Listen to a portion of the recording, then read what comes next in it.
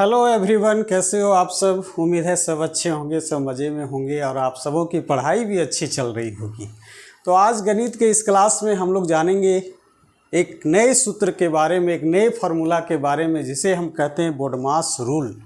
ये BODMAS rule है क्या और इसकी आवश्यकता क्यों पड़ी, सबसे पहले इस चीज़ को हम जानेंगे। इसके बाद जानेंगे कि ये बोडमास रूल के माध्यम से हम किस तरह के क्वेश्चन को हल कर सकते हैं।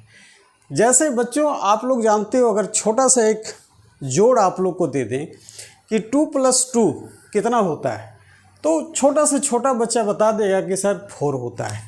लेकिन अगर हम कहें कि 2 + 2 / 2 यानी 2 + 2 / 2 कितना होता है, तो इसमें बच्चे बता देंगे कि 2 और 2 4 और 2 से भाग देंगे तो उसका उत्तर 2 होगा। लेकिन ये आंसर बिल्कुल गलत है।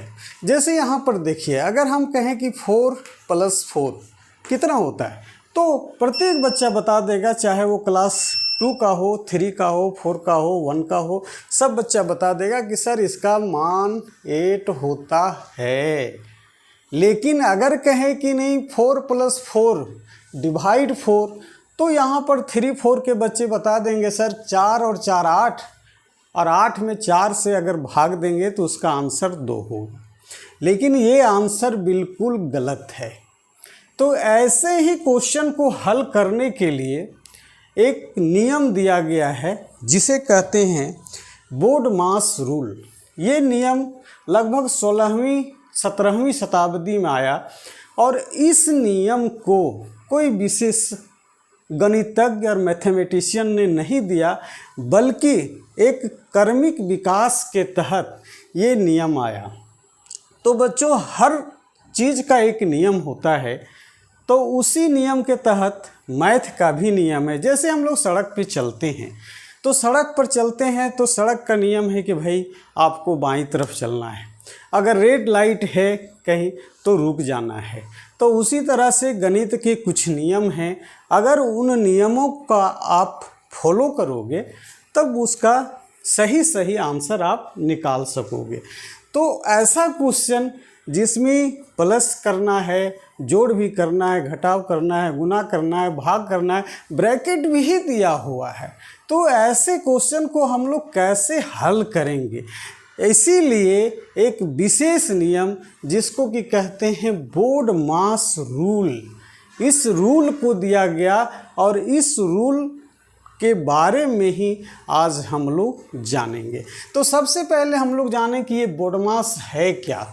तो बोडमास का प्रत्येक जो लेटर है उसका एक अपना मीनिंग है। जैसे बी से क्या हो गया, ब्रैकेट, क्या हो गया ये ब्रैकेट, और ओ से हो गया ऑफ, ऑफ का मतलब का। डी से हो गया डिवीज़न, डी से क्या हो गया डिवीज़न, डिवाइड, तो ये डिवीज़न। और एम से मल्टीप्लिकेशन,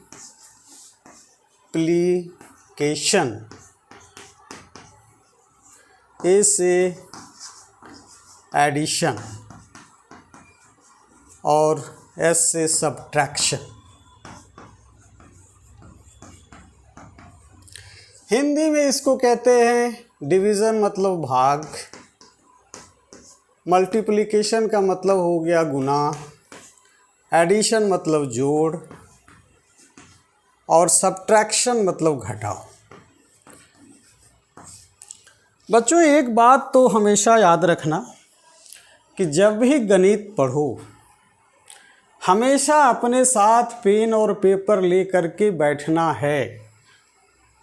मैथ को कभी भी कहानी के जैसा मत पढ़ो। कहानी के जैसा पढ़ोगे तो लगेगा कि समझ में तो आ गया, बट जब क्वेश्चन हल करने बैठोगे तो वो कभी नहीं बनेगा, ये मेरी गारंटी। इसलिए जब भी मैथ बनाओ पेन और पेपर अपने साथ होना चाहिए, ठीक है। तो अब हम लोग देखिए इसी नियम का फॉलो करेंगे। अगर कोई क्वेश्चन में ब्रैकेट भी है, ऑफ भी है, डिवाइड भी है, मल्टीप्लाई भी है ऐड भी करना और सब्ट्रैक्ट भी करना है तो इस नियम का फॉलो करेंगे। सबसे पहले हम लोग ब्रैकेट को हल करेंगे। किसको हल करेंगे? ब्रैकेट को। इसके बाद ऑफ यानी का, अगर का उसमें है, कहीं यूज़ किया है, ऑफ का यूज़ किया है तो ब्रैकेट के बाद का यूज़ करेंगे। उसके बाद भाग डिवाइड का यूज़ करेंगे। उसके बाद गुना का यूज़ करेंगे। उसके बाद जोड़ का यूज़ करेंगे और सबसे लास्ट में हम लोग यूज़ करेंगे घटाव का। ये आपको याद रखना है और इसी नियम के तहत हम लोग यहाँ 4 क्वेश्चन जो ब्लैक बोर्ड पे लिखा हुआ है उसको हल करेंगे। तो पहला क्वेश्चन देखिए, बहुत सिंपल है, 4 + 4 डिवाइड बाई 4। तो इसको क्या करेंगे? पहले डिवाइड की क्रिया करेंगे। क्या करेंगे? डिवाइड की क्रिया। तो 4 में 4 यानी 4 को 4 में डिवाइड करेंगे तो रिजल्ट 1 आएगा और उसको 4 में अगर ऐड करेंगे तो 5 हो जाएगा, यानी 4 + 1 = 5। ठीक है। अब नेक्स्ट क्वेश्चन में क्या है देखिए, यहाँ प्लस भी है, डिवाइड भी है, माइनस भी है और मल्टीप्लाई भी है। चारों क्रिया है, जो मूल 4 क्रियाएं हैं गणित की है वो चारों क्रियाएं इसमें दी गई है। तो चारों क्रियाओं को हमको हल करना है, लेकिन कैसे करना है? जैसे तैसे तो करना नहीं है, उस खास नियम का फॉलो करना है। सबसे पहले डिवाइड, फिर मल्टीप्लाई, इसके बाद एडिशन, देन सब्ट्रैक्शन।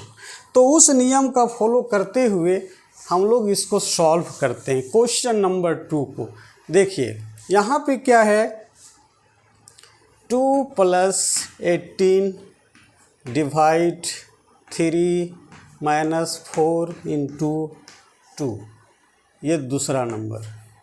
यहाँ पर सबसे पहले इसको हम लोग करेंगे तो 18 को 3 से डिवाइड करेंगे तो क्या आएगा, 2 + 6 × 18, 6 आ जाएगा, -4 × 2।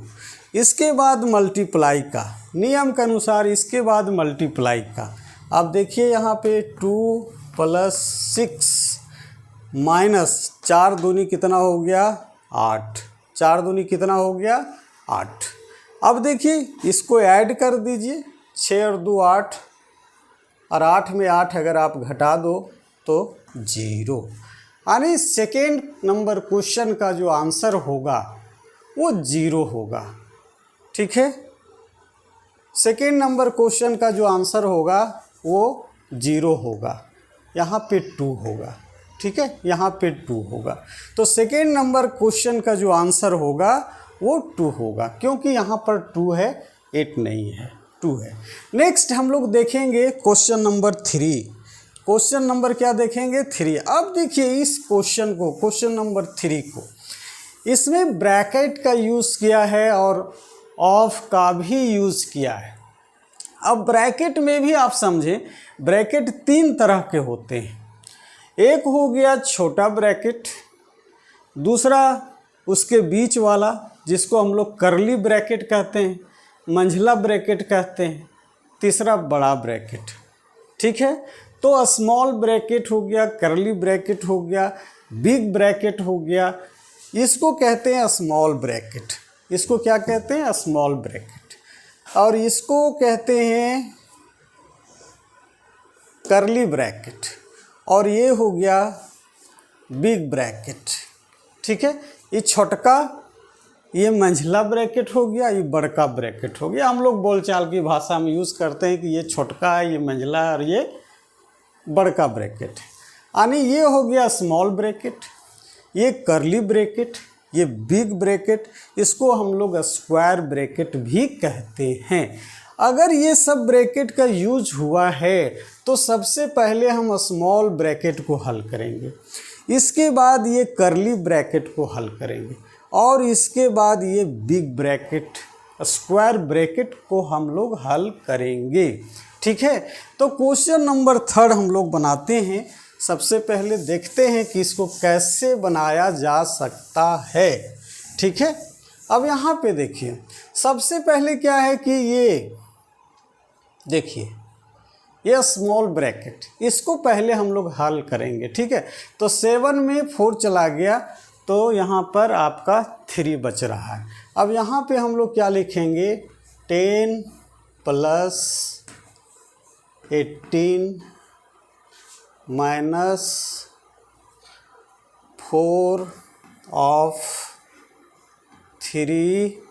अब यहाँ पर देखिए 7 में अगर 4 आपका गया, कितना बच गया, 3 बच गया, तो यहाँ पर हो जाएगा +3, ठीक है।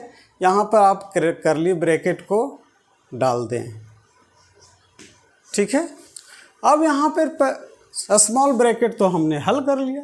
अब यहाँ पर क्या हो गया, इसको करली ब्रैकेट को हल करेंगे, और करली ब्रैकेट में क्या है, यहाँ ऑफ भी है। तो ऑफ है तो पहले इसी को करना पड़ेगा, पहले इसको करना पड़ेगा। तो ये हो जाएगा, ऑफ का मतलब गुना, ऑफ का मतलब गुना। तो ये हो जाएगा 4 तिया 12। कितना हो जाएगा, 4 तिया 12, और 12 में 3 को जोड़ेंगे तब हो जाएगा आपका 15। कितना होगा समझ लीजिए। करली ब्रैकेट के अंतर्गत ऑफ भी है, इसलिए सबसे पहले ऑफ को हम लोग हल करेंगे। तो ऑफ का मतलब होता है का, तो का है यानी गुना का।